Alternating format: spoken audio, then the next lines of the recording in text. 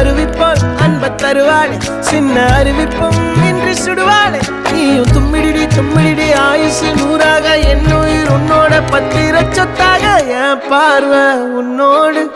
உன் பொம்மை கண்ணோடு பேசாமல் விண்ணோடு நாம் மிதந்து போவோம் காதாரா அடியாளோ